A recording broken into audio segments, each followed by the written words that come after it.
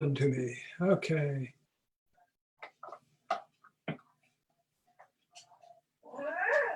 Oh, there I am over there.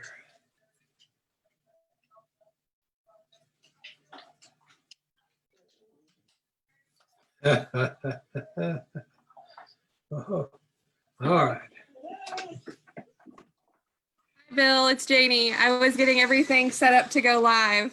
Excellent. So my screen is okay then. Yes, you're good to go. Oh, very good. Very good. Hot dog.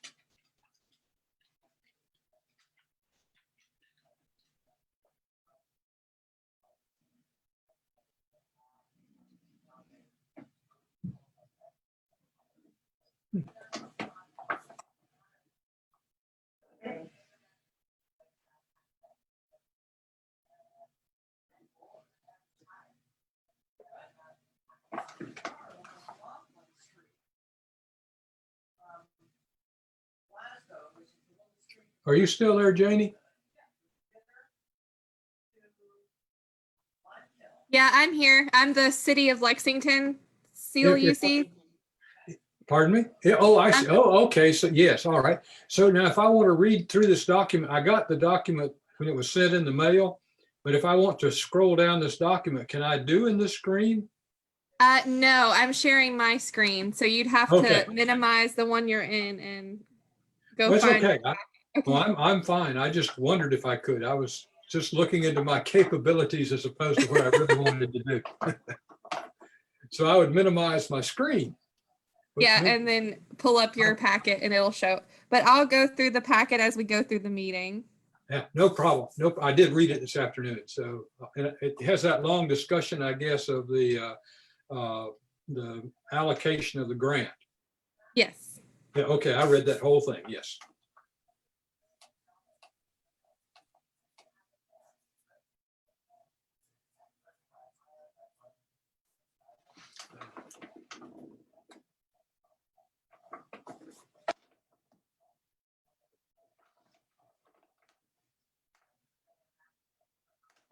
Let's see what happens if I do that. Yep. And then I go back like that, and it goes like that. Okay. Yeah.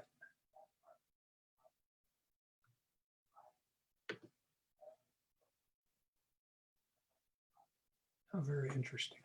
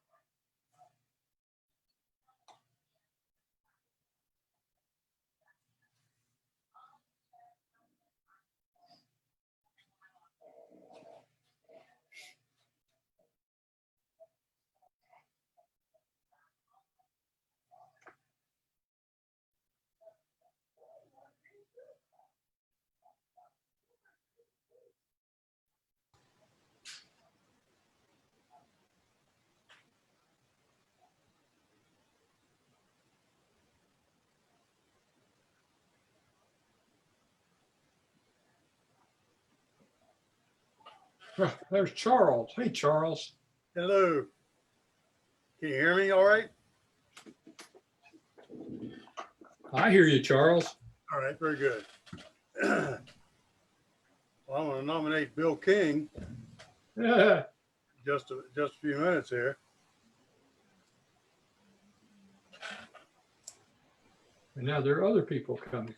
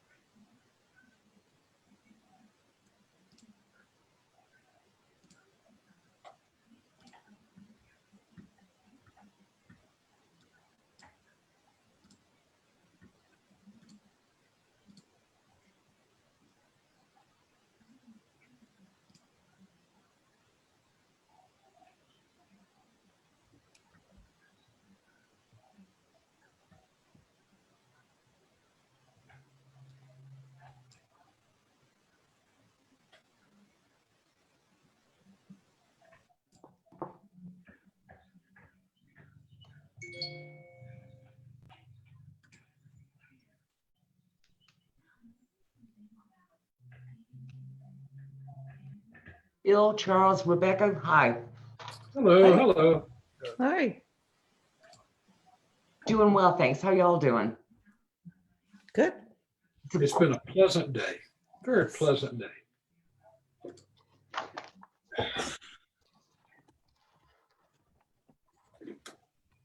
Nisha, how you doing? Hi, I'm good. How are you? Doing really well. It's good to see you. Good seeing you.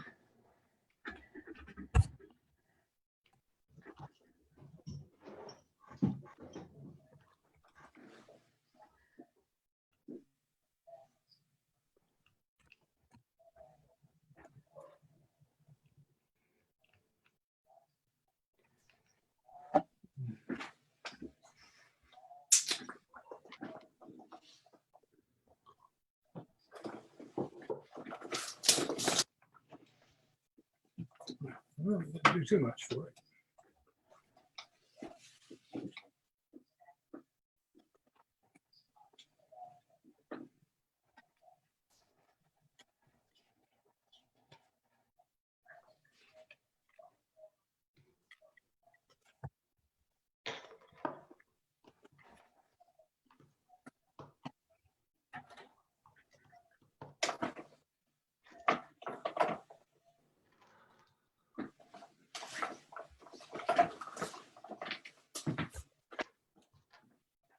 I'll be out till this, yeah.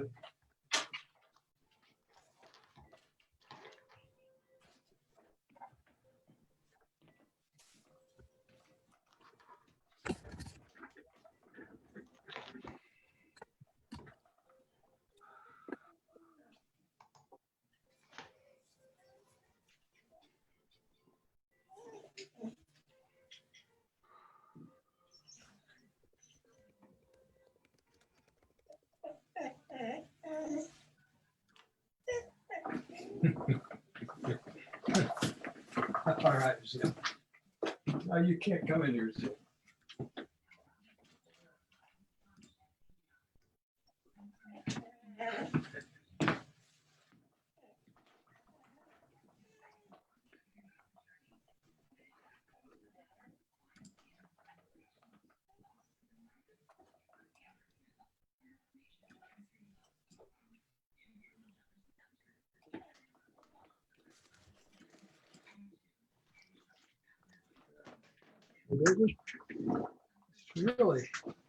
It's really very good.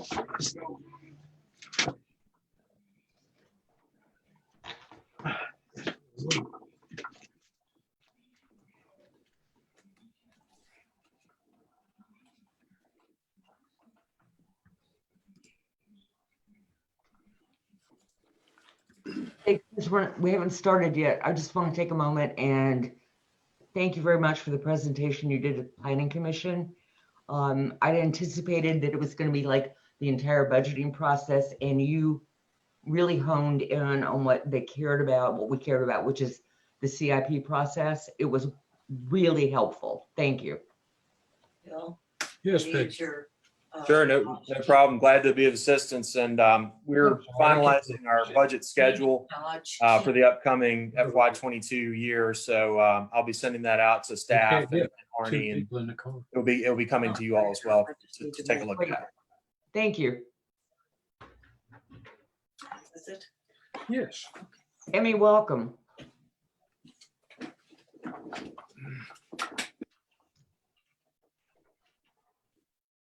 Hey guys, Jeannie here. We're just waiting on Jim and Buddy to log in with us.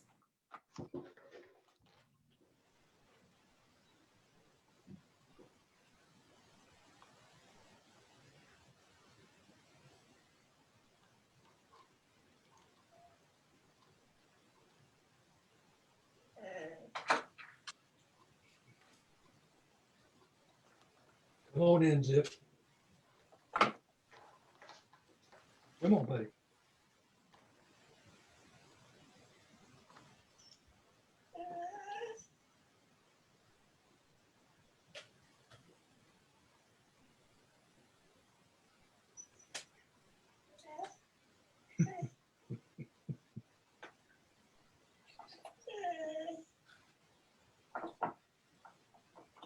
Come here, Zip.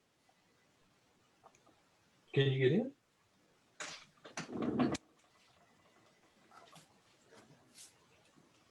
Nah, come on.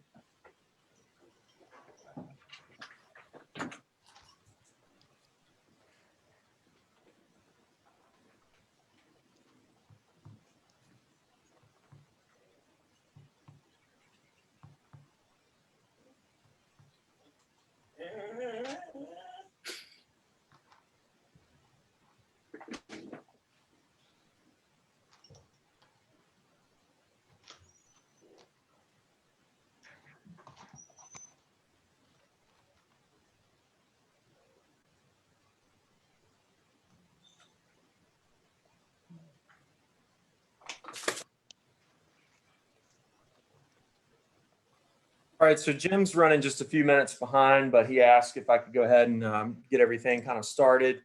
I will go ahead and call the meeting to order on behalf of the secretary. The first item of business tonight, we will need to elect new chairman and vice chairman of the IDA.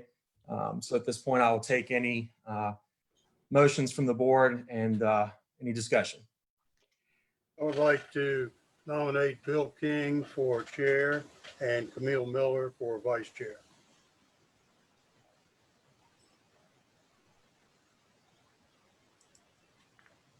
Okay, we have a motion. Do we have a second? I'll second that. Tammy Helwig. Okay, we have a motion and a second. Any further discussion from the board? All right, hearing none. All those in favor say aye. Aye. All those opposed say nay. Hearing none, motion carries. Jake, I think as a point of order, you number one, need to call roll call to make sure we have quorum. And secondly, remind folks that since we are doing this virtual, that just as Tammy did, to introduce self when making a motion or a second, and that we need to do roll call votes for everything for the record. Okay, certainly. Thank you. I appreciate Thank that. you. Charles Alligood made the motion. Charles Alligood with the motion. And who was the second? Tammy Helwig. Tammy Helwig. Okay.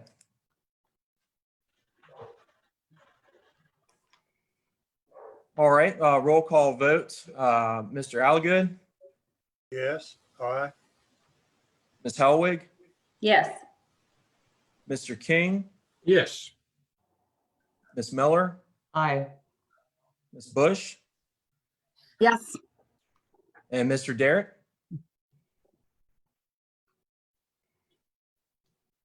Okay, hearing nothing, the motion does carry.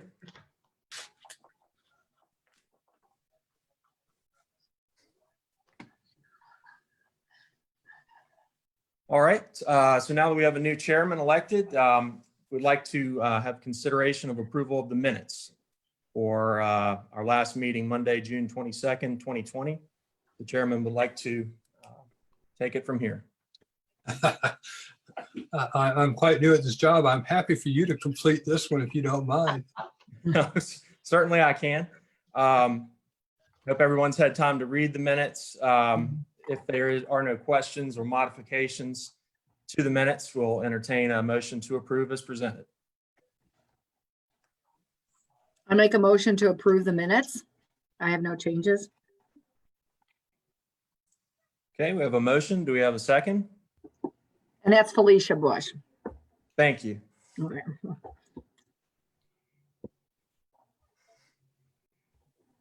Motion, do we have a second? I'll second. Charles Okay. Algood. Okay. All right. No further discussion. Ms. Bush? Yes, approve. All right, Mr. Alligood? Yes. Mr. King? Yes, Ms. Miller? Dana was not present. Ms. Hellwig? Yes. And Mr. Derrick, if you can hear me. Okay, motion carries. All right, our next item of business will be to discussion or consideration of the resolution to hold the meetings of the IDA pursuant to the electronic meeting resolution adopted by City Council. This will allow for electronic meetings during the COVID-19 public health crisis. I'll entertain any questions that you may have on this, and we'll entertain a motion and a second for approval of the resolution as presented. Jake, Camille, I have a question here, which is if City Council passed this resolution, it would seem to be binding on all boards and commissions. And so I'm not sure why it is that we need to formally adopt it when it's a resolution passed by council. Well, from the guidance we've had from the city attorney, that is true. We have all other boards, commissions, and authorities have been subsequently adopting this resolution as well at their board level, along with council. So this is just common procedure that all other boards and commissions have been doing so far. Again, Camille, I'm happy to comply, but I think this is much like whenever there's a federal law and you come in behind and say, I affirm that, it already has precedent. That said, in order to comply with protocol, move to approve the resolution as presented. I'll second Tammy Hellwig. Okay. Can I ask a question? I know on that second, maybe it's not the second page, there's some where it's grayed out. Would there be some material that's completed on that, on the back where it says created by council pursuant to applicable code section? They're right. Oh, it's in yellow here. I've Oh, got yes. a copy, sorry. So that will be completed? Yes, that will completed. Yeah, that will be completed. I believe that's just the text area for each individual board or authority. But yes, that will be filled in appropriately. Okay, great, thanks.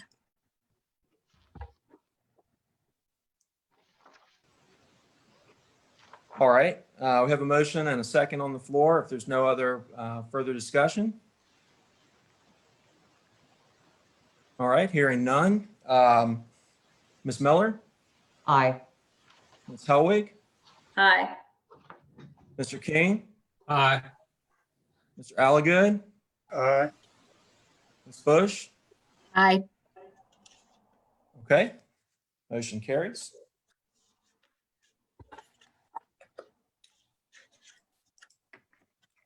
Okay, our next item of business on the agenda is consideration of the resolution to authorize the proposal presented by Main Street Lexington and the agreement with Main Street Lexington for small business grants to our Lexington community. Just a little bit of background, and I know some of you were on the IDA board back in June when we did the first round.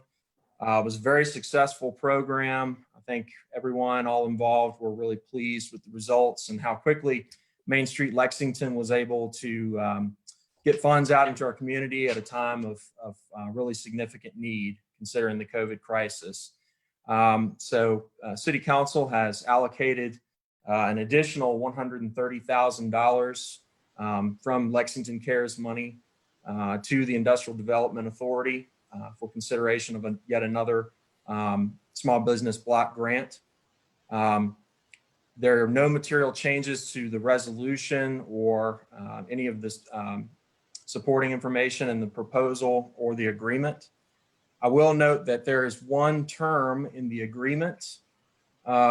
This, I believe, was not the final version that was ultimately voted and approved by the IDA in June, but number 9 under now wherefore on the agreement, which is the indemnification clause. We did mutually agree to remove that from the agreement as an act of good faith and good working with Main Street Lexington. They've been a great partner to work with, and I believe there was some concern on including something like that. So we did decide to remove that mutually from the last agreement. So any motion to approve this resolution and supporting proposal and agreement would include the removal of number 9 from the agreement. With that, I will take any questions any board members may have. Would Rebecca, is Rebecca Logan on the call? Yes. Hi, Rebecca. Would it be possible, or would you mind sharing with us what you can share with us about the first distribution, how it went, what the feedback is that you have received? Sure, I'm happy to share. So this is Rebecca Logan with Main Street Lexington. We received the money within a few days of our meeting and already had crafted an application, and we made that public the 1st, I believe, of July. We had ads in the Advocate, in the News Gazette, and we also put it up on our social media. The deadline to apply was July 10. That gave us 10 days. We also took paper applications to the businesses that we weren't as familiar with beyond the commercial downtown district. We each divided and conquered a section of the city, and mostly because we didn't have great contact information for them. So it all went really well. We ended up funding 51 businesses in amounts of 500 all the way to 5,000. The criteria was the owner and at least another employee. And then we asked for and created a matrix for loss revenue. And there was a couple of other things that I can't remember now. Sorry, folks, it feels like years ago that we did this. But there were a couple, actually, I do have the application in front of me here. Let me just pull it up. Full-time here, let me see. So located within the city limits, have a physical storefront, have 1 or more full-time equivalent employees in addition to the owner, be locally owned for profit. So we kind of eliminated our franchise businesses, to be established and operating prior to July 1 and demonstrate adverse impact due to COVID pandemic.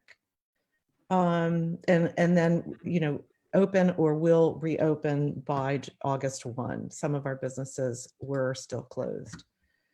So the feedback was significant. People were very pleased. We got some thank yous.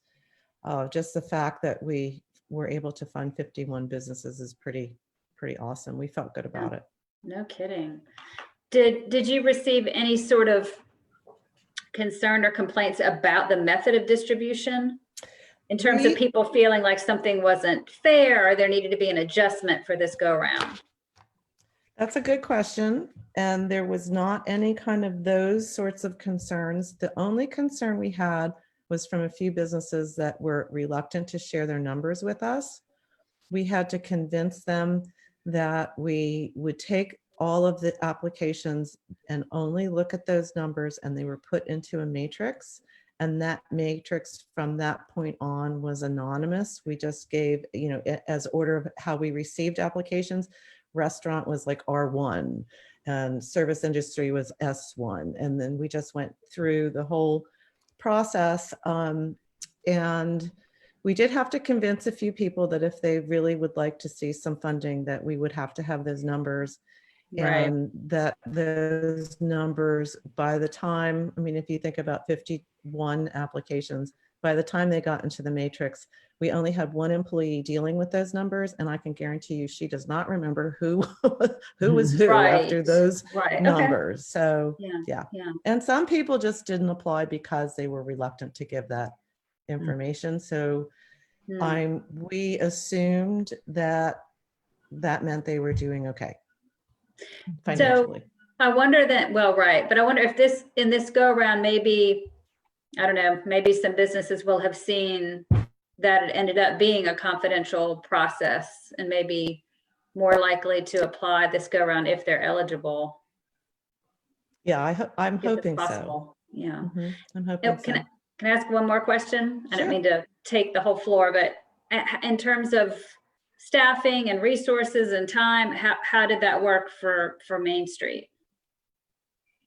It worked really well. The upfront time was, working with the IDA in the beginning. I was working with Bruce and we hashed some things out, and then, a couple of the meetings, but honestly, all of that upfront work is done. So we do not expect the same amount of time involved for this application.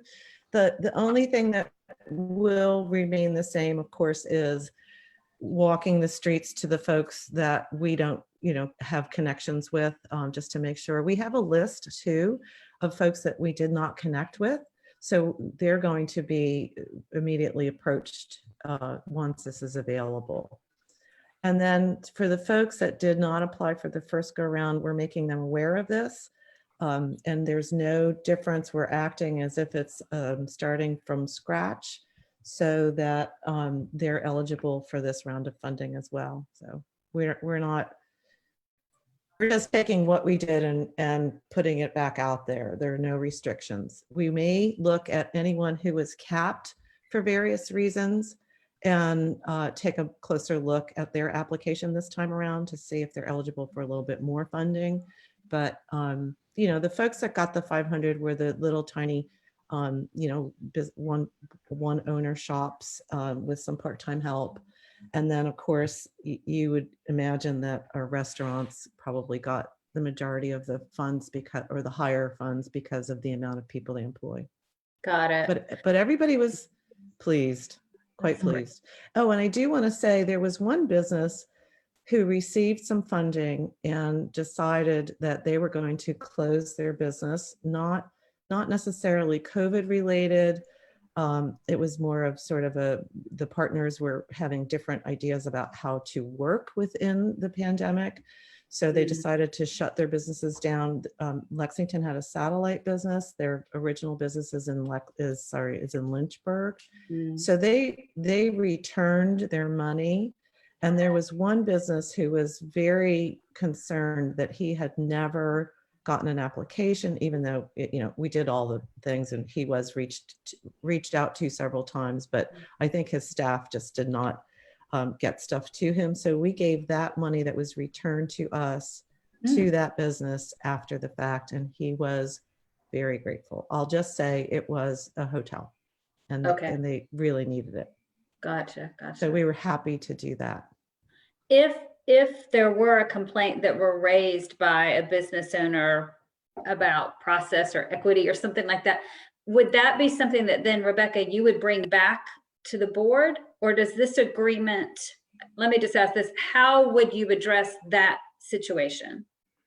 That's a good question. It has not come up. I can spend some time thinking about it, but I think why I'm saying that has not come up is because no one that applied did not receive funding. Everybody got money.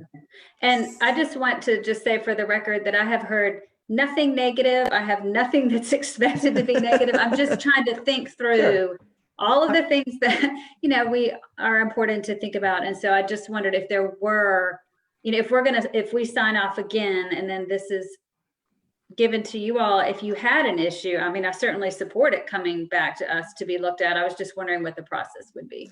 Thank you. And I think all of your questions are legitimate and it is good to think ahead. We'll see in this round if we can fund everyone. I don't think we're going to get complaints. You know, we just took a look at the amount of applications, the criteria that we needed, and then plugged all of that into the amount of money we received from the IDA and divvied it up along those lines. And it worked. We all felt that it was not only equitable, it was quite smooth. Okay. All right. I will. Thank you, Rebecca. I appreciate that. I'll leave it to others if they have questions. Thanks, Tammy. I have a question. This is Charles Alligood. Of the 51 businesses that you mentioned that received the money, what percent of the total businesses that could have received the money is 51?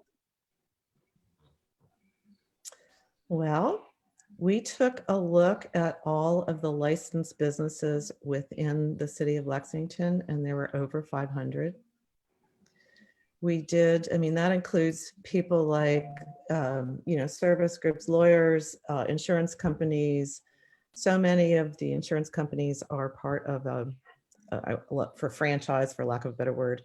I'm trying to think of how else I can explain this. There were many, we received a lot fewer applications than we expected. We thought we would get much more and did not. So I think that says that many of those businesses did not see a significant change in their revenues. You know, if you think about a restaurant versus an insurance agency, you're still going to do business with the insurance agency, either, you know, by email or limited in-person contact. So I'm not, help me again. Did I answer your question? Because you're saying a percentage and I'm not sure I can figure Right. that out. The percentage that I was thinking about was of the businesses, and you had mentioned there were 500 possible ones, 51 did it, so in the neighborhood of 10%. The of that 10%, the businesses, there would be many businesses, let me restate that, of the 90%, there would be many businesses that would not have qualified with the application that Main Street Lexington prepared. Of the businesses that would have qualified, would you estimate what that percent would have been of the 500 that who didn't apply? Now I'm going to look and see if we have that in our documents, because I think that we had narrowed it down to quite a few. And I'm thinking that it was at less than half qualified. So let's say 230 and we got 51 applications. Does that give you a better sense? It does. Okay. And so the question that you have, I guess, is how to reach the difference between 230 and the 51 for the next distribution. And that's what my understanding of what you said earlier is, that that's where your focus is going to be. Am I saying that correctly? Yes. Yes. Okay. So it's a matter of, you know, oh, so sorry. Sounds good to me. Yeah. Yeah, so many of these folks are not easily contacted. So that's why we run ads and put some things on social media and then walk the streets. So yeah, we will take a look at that list, which I'm sorry, I can't pull up just now. I know my staff did winnow through the 500 plus that we have names of businesses that we had and narrowed it down. I just can't put my hands on it. So yeah, we'll reach out to all of them. And I guess this is pure speculation that the original 51 who applied probably will do so again. Possibly. We will see. Right. And well, that's right. We'll see. And then hopefully the difference between 230 and that 51 will be a number that we'll see some effect because of the experience that we've had on the first distribution. Mhm. Surely the word got around. Yeah. Yeah, and then the individual visits to businesses, that was super helpful. And even many of those that we personally handed an application to, I'll give you an example. There's a lot of salons, hair salons just in the, where the DMV, that complex right there, Summit Square, that we weren't familiar with, and we handed every single one of those small businesses an application. I think I even spoke with the Rockbridge Ballet. We reached everybody, and they didn't apply. And oh, by the way, Rockbridge Ballet, we did figure out they were eligible for a separate round of funding that you all gave to the nonprofits. So. And there were this is Felicia, there were no denials, correct? Oh, So, no. okay, Right. no denials, and Correct. people can reapply. So if Correct. even if they received it, they can reapply. And we didn't make any stipulation that if they received a PPP loan that they couldn't, they were still eligible even if they received a PPP loan. Okay, Correct. that's what I thought. Thank you. Correct. It was just based on revenue losses, and many of these businesses may not have had revenue losses in the first part of it, but as this has gone on, these last 3 months, they might really need the money now. So Mhm. sorry, Mhm. you're hearing my phone ringing in the background. Well, one business owner told me how appreciative they are of the work that Main Street Lexington does in servicing the businesses. And I want to hats off to you. This just making people aware is a big deal. Small business owners often don't keep up with the details. And this is a particular detail that'd be very beneficial to them. We just wish there was. Thank you, but you also get, Right. yeah, that's very kind of you to share, but you also get the credit because you are making those funds available to us so that we can reach out to our businesses. So it's a good team effort, I think. Well, you all have the arms and the legs, right? That's what we do. Camille, I don't know if I'm allowed to say yes. Jake? Camille, you have a Please go question? ahead, Camille. Thank you. Rebecca, I want to add thanks again for Main Street's partnership in this effort. It's proven to be really beneficial to the city, so thank you. And with that said, what I'd like to do is move to approve the resolution of the Lexington IDA authorizing a proposal and agreement with Main Street Lexington for the award of small business grants in response to the COVID-19 public health emergency, with the exclusion of item number 9 in the agreement in round 2 of the CARES funding. Charles Alligood, I'll second that. All right, we have a motion and a second. Any further discussion? Okay, hearing none, roll call vote. Ms. Miller, Aye. Mr. Alligood, Aye. Mr. King, Aye. Ms. Bush, Aye. and Ms. Helwig. Aye. All right, the ayes have it. Thank you all very much. Greatly appreciate this and greatly appreciate Main Street Lexington for being present tonight and providing that information for you. Thank you all. Thank you. Thank you very much. And I guess you and I, Jake, will get together at some point this week to sign the agreement. Do we have to sign a second agreement? Yes, we will have Okay. a signature for the second agreement, and the new chairman of the IDA will sign that on IDA's behalf. Great. Well, thank you all. I can leave the meeting if you need me to, or I can stick around if you have some more questions. If this is how you want to spend your evening, you are welcome. Oh, If you have yeah. other things to do, it was lovely seeing you. Thank you all again. You really Thank have you. You really have helped Main Street Lexington look good. I appreciate this during this crazy time. people understand that we do more than events. Thank you. Appreciate it all. And we'll be in touch. Thank you. Okay. Bye-bye.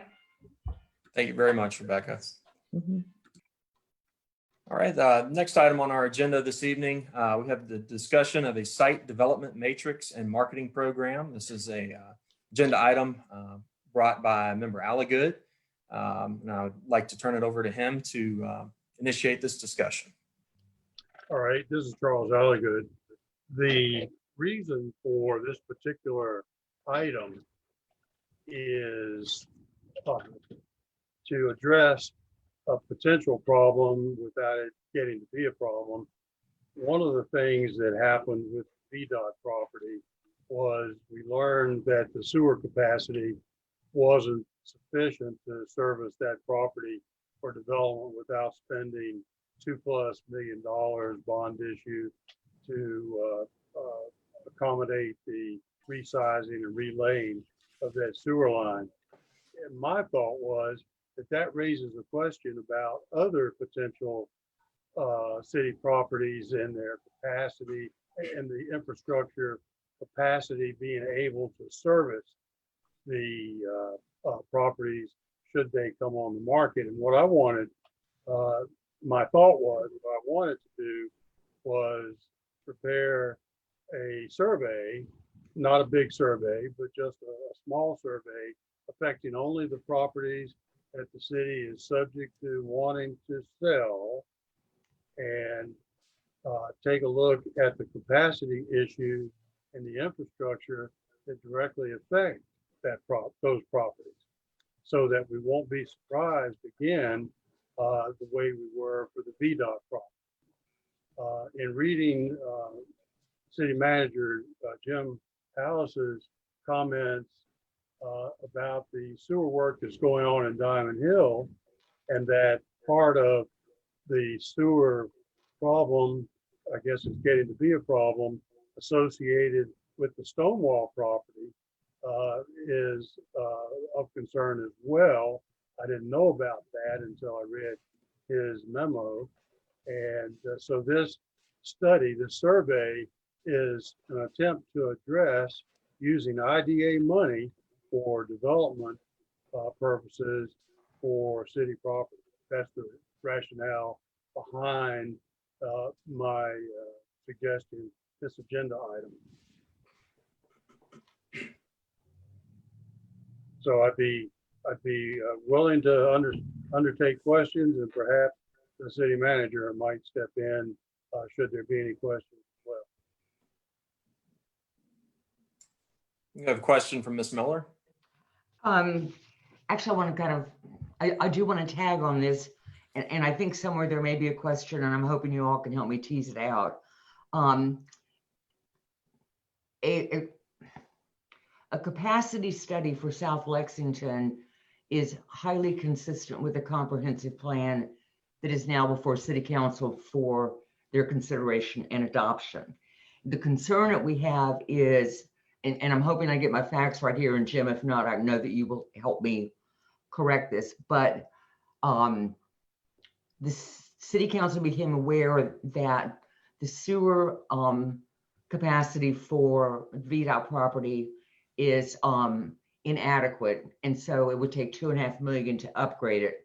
And there's some discussion on council maybe shifting from residential to maybe commercial, so that they didn't need that same capacity. When what I think we really need is, what is the capacity? What is the development cost to increase the capacity? And then what are the models for the return on investment? So if we put $2.5 million in and it becomes residential from a developer, at what point does the city begin actually realizing real revenue net? Versus if you put in commercial, what are the same figures? What are the figures for that kind of a development? What Planning Commission is discussing, sort of, and I'm a little ahead of them here in terms of a full discussion, but viewing South Main area, South Side, as a pilot that we would spend the energy on initially, and then use that same model in other areas of the city where we have opportunity areas that might be developed. Charles, does that make sense? It does. The city has previously contracted out for a capacity study of the sewer lines in an attempt to identify weaknesses isn't the right word, but maybe areas that would be considered bottlenecks in the sewer line flow. And some of those have been addressed. The Woods Creek sewer line improvement was one of them. And apparently, according to what I read from the city manager, there's another issue in the Diamond Hill area that directly affects the Spotswood property. And so with regard to capacities, I don't know what those are. And I guess that the study that the city paid for didn't identify those. And I thought that they had. And so where am I leaving something out is my question. This is Camille again. I think from my perspective, whether we scope it down to just South Lexington or we broaden it for all the opportunity areas, I think there are three things that the city does not have a history of doing that it's time to do. And one is the capacity study with the associated costs for improvements. The second one is a return on investment study. And the third is the modeling that goes with the ROI. And we've not done that. And we've got a great opportunity now to really look at how to strategically think about developing the city for the future. So I am all for an IDA funded capacity study guided by conversations from the city manager on this, the appropriate scope for the short term and then the long term. I would like to hear from the city manager on what we said. Well, good evening, all. I'm not sure. Can you hear me fine? Yeah. Yeah. I'm having trouble at my end, so my apologies. Probably a capacity study would be helpful. Most of the problem we have in the Sarah's Run area for VDOT is actually infiltration and inflow. The interceptor itself will carry the actual flow of sewage. It's just that when we get heavy rains, I think we get 3 to 4 times the amount of normal flow in that area. So the problem is deferred maintenance that hasn't been done in 70 years or more. Yeah. And that's pretty true in most areas of the city from what I understand. You know, if you look at the housing in a certain neighborhood and it's 80 or 100 years old, that's how old the sewers are. So, you know, they're clay sewer pipes, there's root intrusions, they've broken. As construction has occurred in the area, that's separated the pipes and smashed the pipes, and we've never done anything with them. So in the case of VDOT, you know, we did some testing up in that area, but when it comes to I&I, you can't even tell what you've got unless you do heavy, you know, unless you do a survey when the rain's actually falling. You have to know what's in the pipe when the rains fall.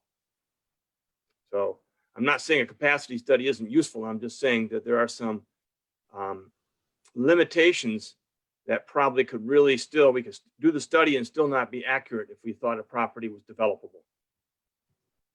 It was my understanding, this is Charles Alligood again, it was my understanding that the city contracted with a contractor to run TV cameras down all the sewer lines and to assess the condition of the sewer lines and which ones needed fixing, whatever that fix was and whatnot. Was there in combination with the study that was separate from that the city hired a contractor to do to analyze the hydraulic gradient of all the sewer lines?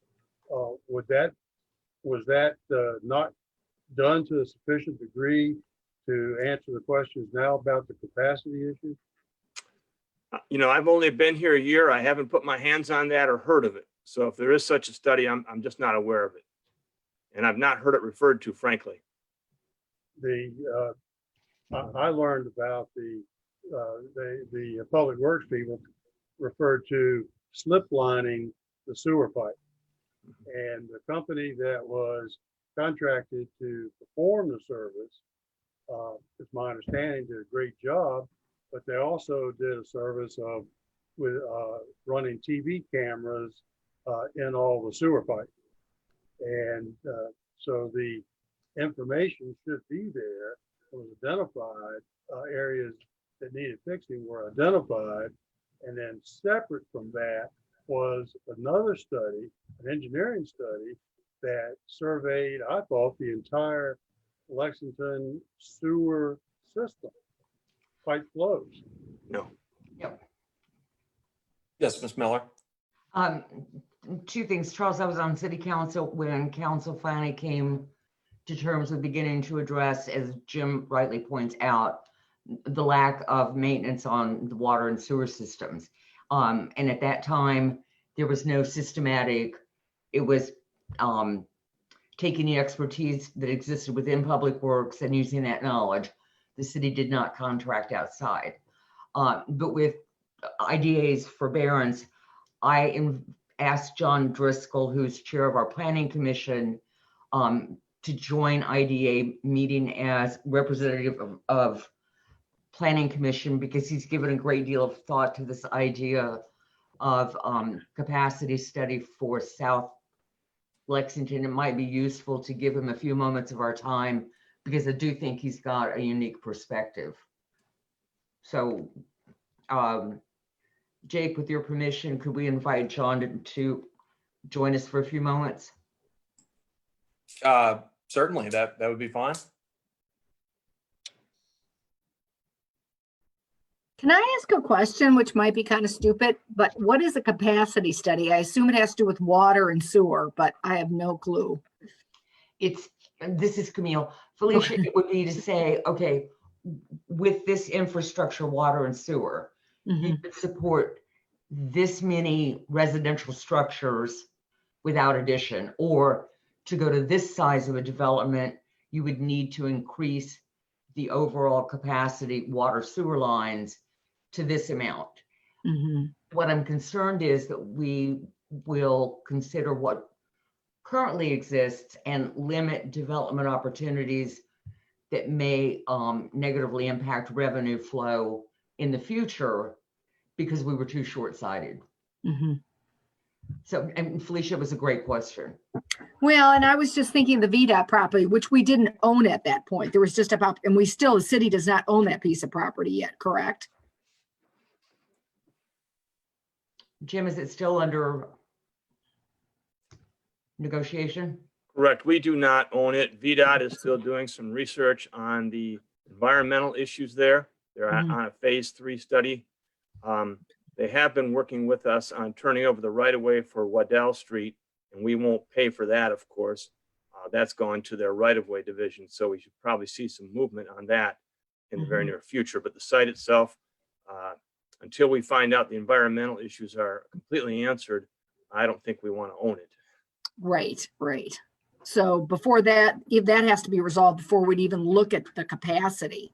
And is that something that the VDOT or an owner that want the city to acquire it would have to, could do, or you could ask of VDOT to do? Not that they would definitely agree to it, but.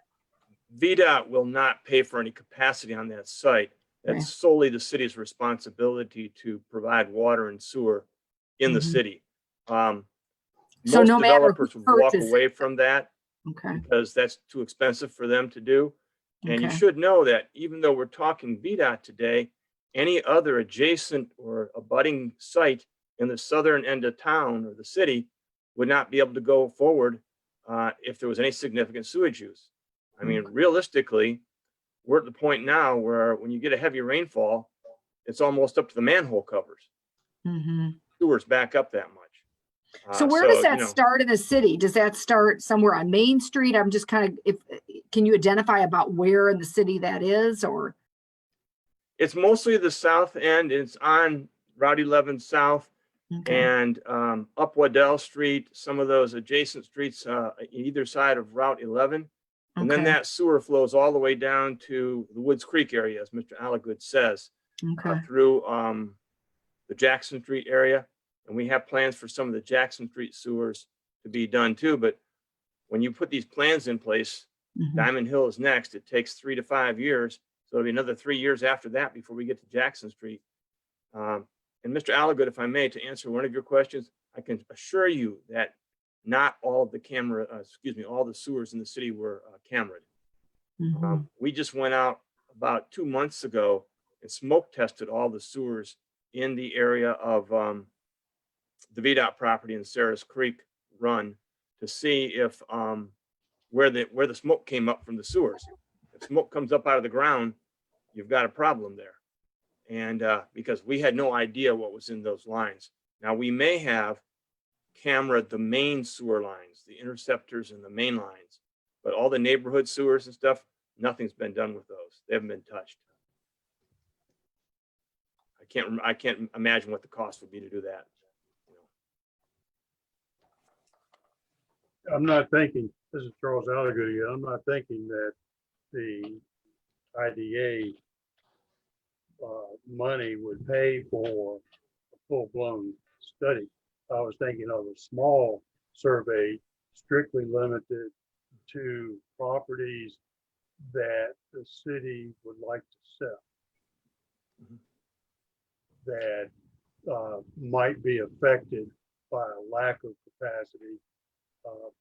And to know those numbers would put the city in a better position. Jake, That's my thinking. this is Camille. Can we hear from John now, please? Yeah, sure. John, if you're with us. You're muted, John. Thank you. Sorry for the mute. Good evening, everyone. Happy to provide some commentary on this good topic, which has come up is related to the work that the Planning Commission has been doing on the comprehensive plan. And since your focus and support to the VDOT property, we've also been looking at South Lexington. And I'm a former still city planner. And when Charles brought up this idea of a capacity study, I thought it was a very good idea because if you look at South Lexington, basically you would like to know today as a baseline based on existing zoning, if everything was built out according to what's allowable, how much demand would that put on the system?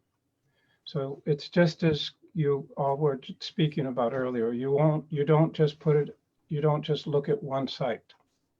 You'd have to look at the whole area.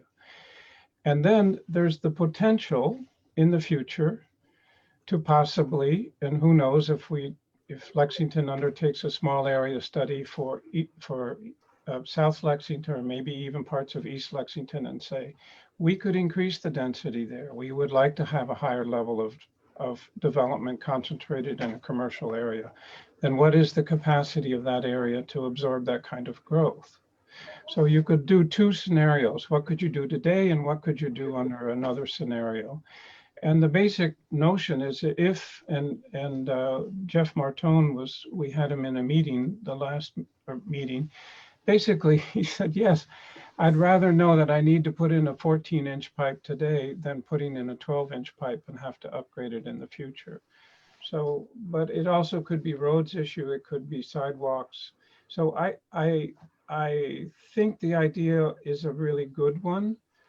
I think the issue is how to scope it out and present it to go forward right now. But I think that kind of, as a matter of fact, just an aside on South Lexington, I did speak to Arnie, our city planner, as you all know, Glasser, about it.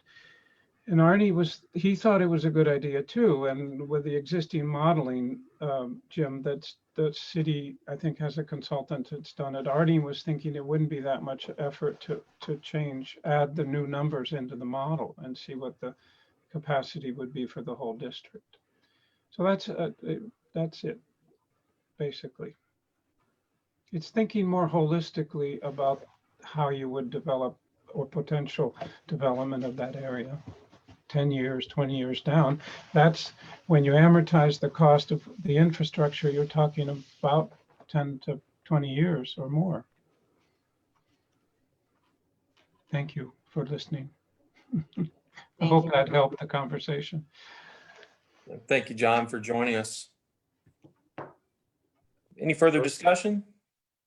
Yes, the issue then would be if everyone agrees in principle, the issue would be scoping out this particular task, deciding what range and particular scope should apply to the task, and that's going to be the job.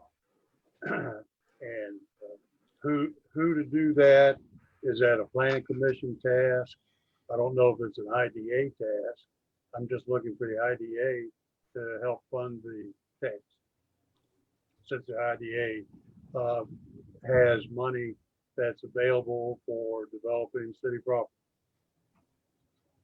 Ms. Miller? I want to turn now to Jim because I think there are two pieces of information that we don't currently have that we need before we go too much farther. And the first one would be, what might the scope of work be that Jim can support? And number two, what is the cost estimate?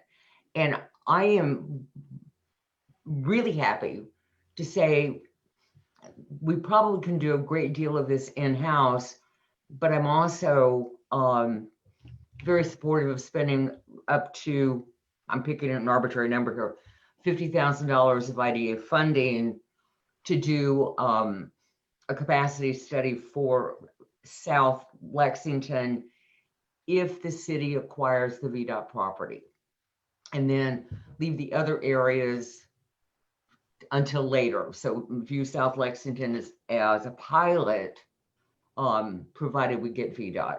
And the reality of it is, and I think to John's point on the bigger picture is, even if we don't get VDOT property, it may be well worthwhile to target the money this direction to again begin thinking more strategically about development down the road. So Jim's response at this point would be welcome.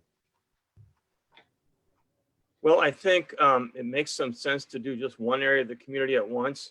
And one of the things I was going to bring up as far as making a decision immediately is that I think it would be useful for you to look at the areas of the community that are served by, if you will, the mainline sewers that we have in the community, because that would tell you if you're going south or if you're going east or going west, going north, what are the mainline routes that serve the various residential and commercial properties, because that's where you need to study it first. Understand what you have in those interceptors or main lines, as opposed to something in the neighborhood, which could serve a commercial or a residential area. But look at the trunk of the tree first, if you will, and the main branches before you get out into the smaller branches. And I can have Jeff bring you something of that nature so you can look at that to better understand what that might require for specific parcels or specific areas of the community. But we know what VDOT, we know what that looks like already. So if you wanted to see that, I could have Jeff bring it back in and show you exactly where that interceptor runs and a little more information on that. Because to your point about studying it, again, the interceptor has capacity when it's under dry conditions, has significant capacity. But we've got so much rainwater coming into the system that it uses up 80% of the capacity for rainwater. So until you get rid of the rainwater, I mean, yes, you could spend, that was our first look. Let's spend $1.5 million, or think about it, not let's spend, but let's think about that as an option to replace the interceptor. And then as we got looking at the INI, we realized that we would still have the INI even after you upsize the interceptor. So why buy something too big, a pipe too big to handle a problem that you have in the old lines. And so the real investment should be in the I&I, because every month we pay more to the Maury Street or the Maury Service Authority for water that's going into the sewers that we're treating in the wastewater treatment plant. So, you know, our usage in a rainy period doubles in many of those lines.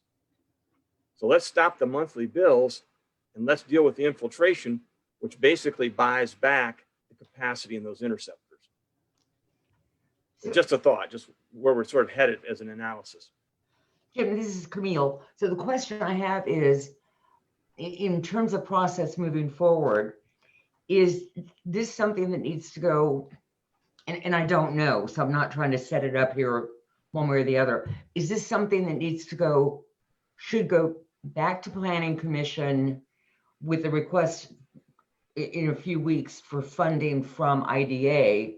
Or is this something that calls for another meeting of IDA to be educated on things that don't really fit with IDA, except for our interest in developing VDOT? Or is this a joint meeting of Planning Commission and IDA to get a bigger picture, become educated by Jeff, and then collaboratively set a path forward? If I may, this is Jim, of course, that was the first reaction I had, is based on those questions and what you're trying to accomplish, a joint meeting of Planning Commission and the IDA might be most beneficial. Then if a motion is needed for that, I would move to have the city manager work with the chair of IDA and Planning Commission for a joint education conversation with Director of Public Works and ongoing discussion on the possibility of a pilot study for capacity. This is Charles Alligood. I would second that. Okay, we have a motion and a second. Any other discussion? Hearing none. Ms. Miller, Aye. Mr. Alligood, All right. Mr. King, Aye. Ms. Bush, and Ms. Helwig. Aye. And Jake, for the record, let the record show that Felicia Bush was nodding her head. Yeah, I Yes. sorry, I was trying to get it on mute or unmute, so I'm an aye. We saw your eye there. Thank you. Okay, are there any other items for discussion tonight? Move to adjourn. All right, motion to adjourn. Do we have a second? I second it. Okay, I'll give that to Ms. Bush. May I make a comment? This was a very informative meeting. I learned a lot today. And Jake, thank you for continuing with the chair tonight. No problem at all. Glad to step in and help. Thank you. Your work's just beginning, Bill. It looks like it. Have a good night. This was a pleasure spending time with you all. Thank you very much. Thank you. Thank Good you all. night. Good night, everybody. Thank you.